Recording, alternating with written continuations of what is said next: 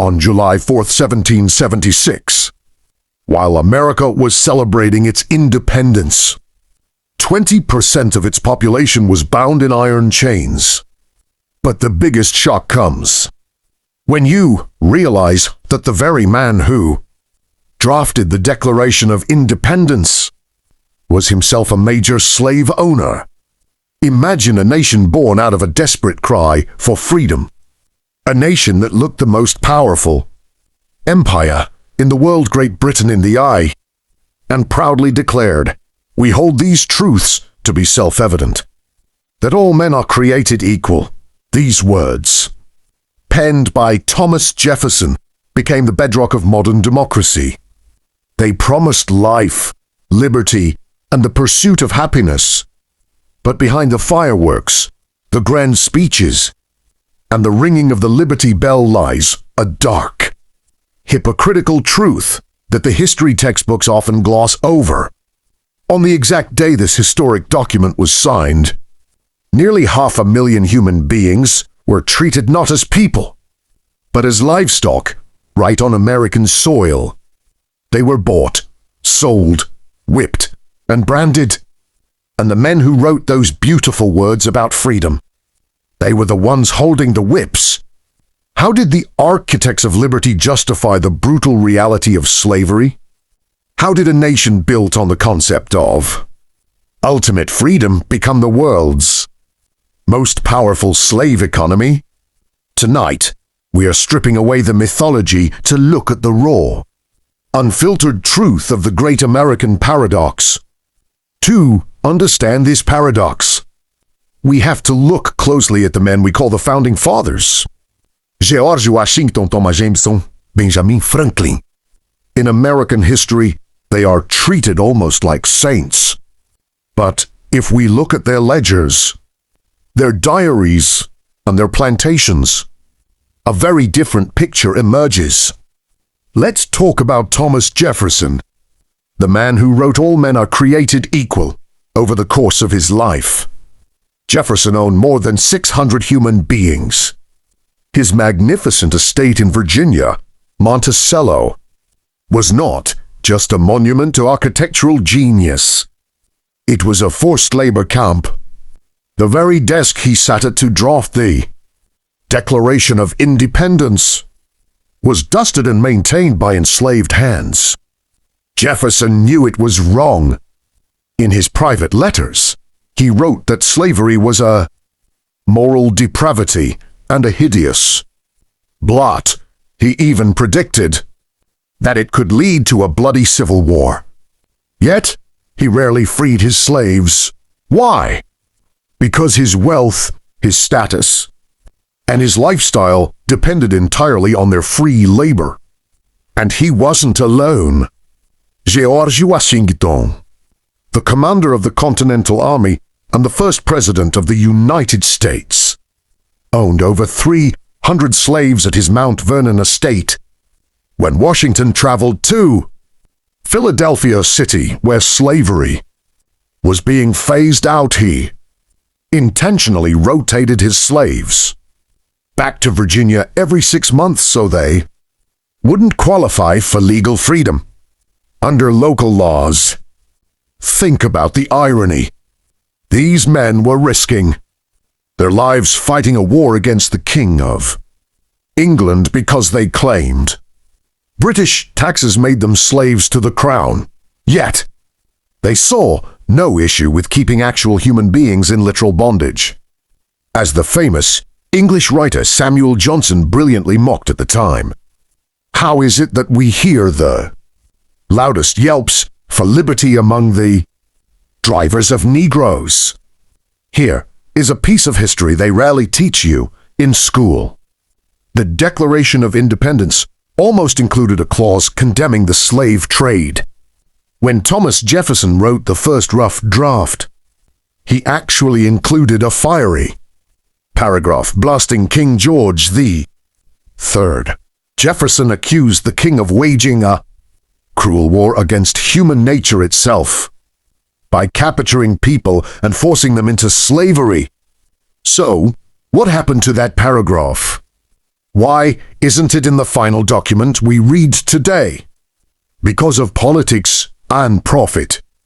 When the Continental Congress met to review the draft, delegates from the Southern colonies specifically, South Carolina and Georgia refused to sign it if that paragraph remained. They made it clear, no slavery, no United States. Even northern merchants, who made massive profits from the ships that transported slaves, wanted it removed. To create a unified nation, the Founding Fathers made a deal with the devil. They completely crossed out the paragraph condemning the slave trade. They chose political unity over human rights. From its very inception, the United States compromised on the issue of slavery just to survive. 11 years after the Declaration in 1787, the leaders of America met again in Philadelphia to write the U.S. Constitution. This was their chance to fix the paradox. Instead, they codified it into the supreme law of the land.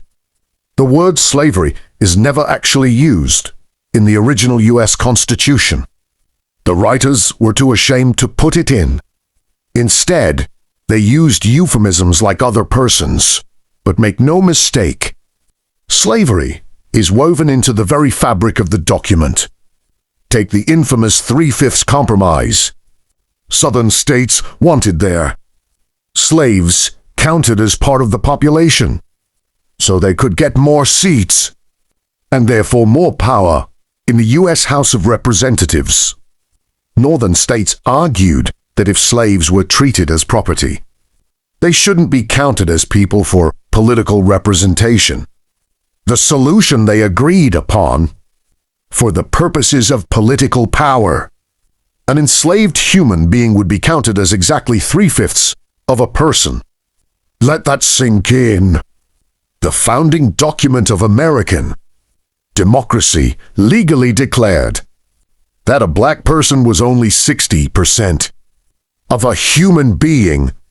This compromise gave the slaveholding South a massive political advantage. It is the reason why for the first 48 years of the United States, the presidency was dominated by slave owners from Virginia. As the 18th century turned into the 19th, America began to grow rapidly, and the fuel for that growth was cotton.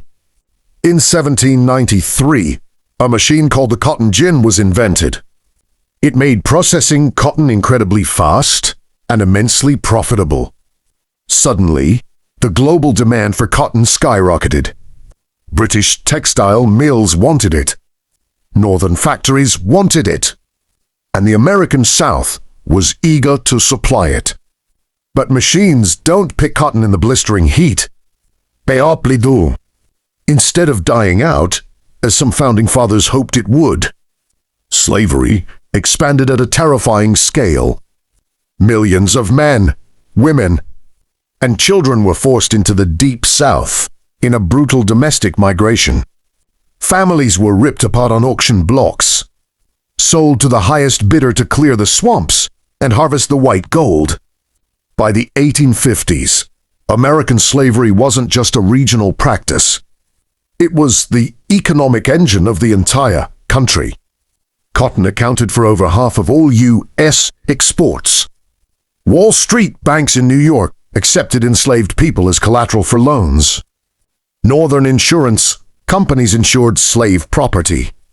The global financial rise of the United States as a future superpower was heavily financed by the unpaid, forced labor of millions of human beings who had absolutely no rights under the American flag. You cannot build a house on a fractured foundation and expect it to stand forever. The paradox of a free nation built on slavery was a ticking time bomb. For decades, American politicians tried to defuse it with compromises, drawing lines across the map to separate free states from slave states. But you cannot compromise on human dignity forever. By 1860, the tension reached a breaking point with the election of Abraham Lincoln.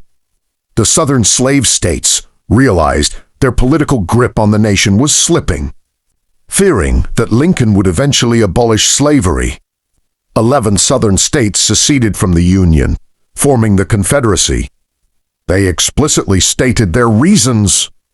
The wise president of the Confederacy, Alexander Stephens, openly declared that their new government's foundations were laid, and its cornerstone rested upon the great truth that the Negro is not equal to the white man, that slavery, subordination to the superior race, is his natural and normal condition.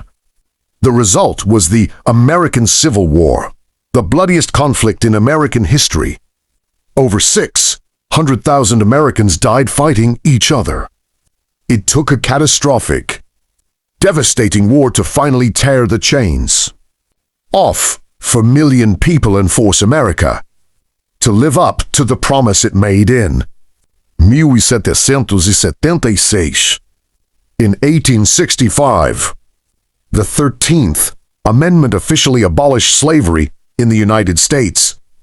The paradox was technically resolved, but the legacy of that paradox did not disappear overnight.